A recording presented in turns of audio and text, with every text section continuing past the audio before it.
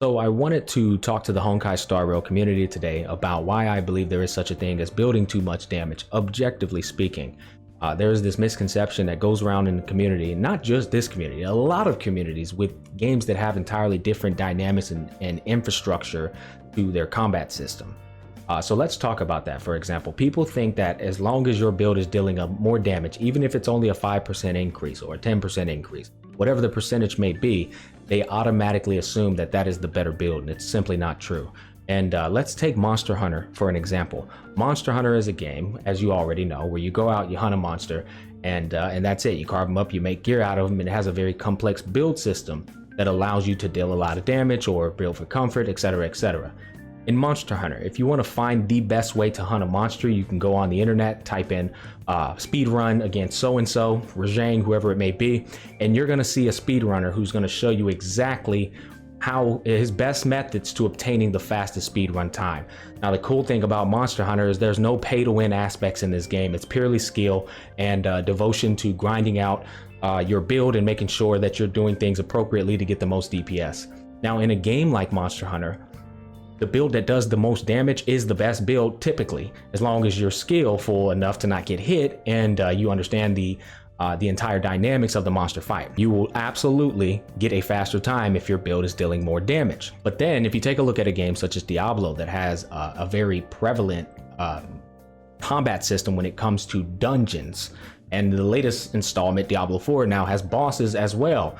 The funniest thing about this is that in the beta, I ran a landslide druid build that absolutely was one of the strongest single target builds in the game. But if I went inside of a dungeon with that build, it was completely inoptimal because it didn't excel at AoE, and it wasn't fast, it didn't have good cooldown. There was a number of problems with this build that made it incredibly inoptimal inside of dungeons. And what were the variables that made this build that was incredibly strong a garbage build? Well, it's a dungeon designed for you to run through it as fast as possible and save time. It's a dungeon where there's a lot of mobs with very low HP thresholds in comparison to bosses, and all you have to do is meet that low HP threshold. After that, any other damage that's being piled on top of that is going to be literally a waste and a net negative. It's essentially resources that can be utilized elsewhere to help the efficiency of the run. So in essence, my landslide druid build is, although it was very strong, the corpse necromancer build literally never had to stop a single time, or the whirlwind barbarian build never had to stop a single time. They just spun through the higher domain, even though their damage was nowhere near a landslide damage per tick. This is the concept I want to tie into the memory of chaos in Honkai Star Rail. People think that just because a build is dealing 5% or 10% more damage, oh, it's better. But guys, there are literally variables inside of the memory of chaos, the hardest content in the game, that are structured to make you think twice about building too much damage. Case in point, some of the mobs and the elites in the game have 220,000 HP, and generally they like to pair them right next to each other, totaling to a total of 440,000 HP. So if I have a build that is meeting that HP threshold and you have a build that is exceeding that HP threshold, the next question then becomes, well, are you actually dealing enough damage to save yourself another cycle? This has to be a significant damage difference in order to achieve that, mind you.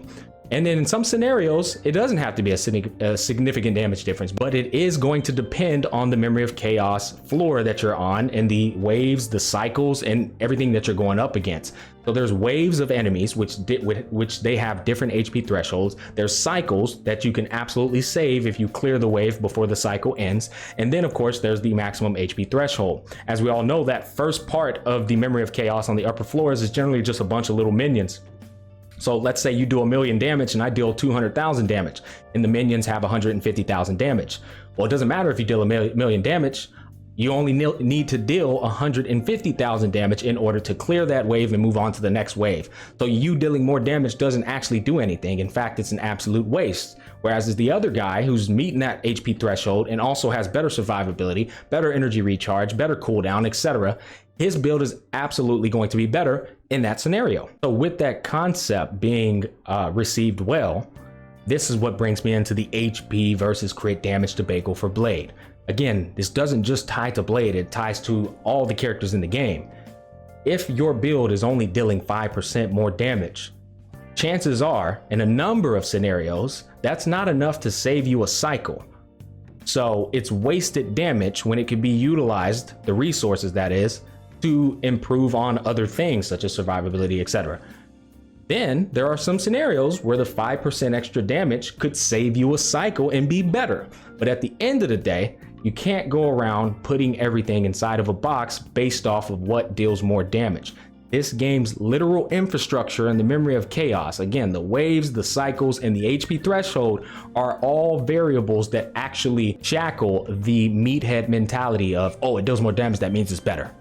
So I just wanted to keep that, critical thought-provoking concept on you guys' minds, because it's so easy to fall susceptible to this meathead mentality of, oh, it deals more damage, that means it's better.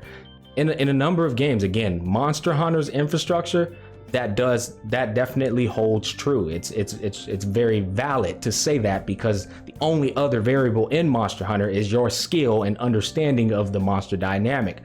But in a game such as this, turn-based games, where it's not just about damage, that does not hold true. There's many different variables where, again, extra damage is just wasted because you just completed the same cycle. Anyways, I feel like I might be speaking in circles here. Is what happens when you don't script anything. Hopefully, though, you guys received what I was talking about, and it helps you overall with building your characters in a more coherent manner, I guess, so to speak. As always, I hope I brought you guys some value. Take care, and I'll catch you on the flip side.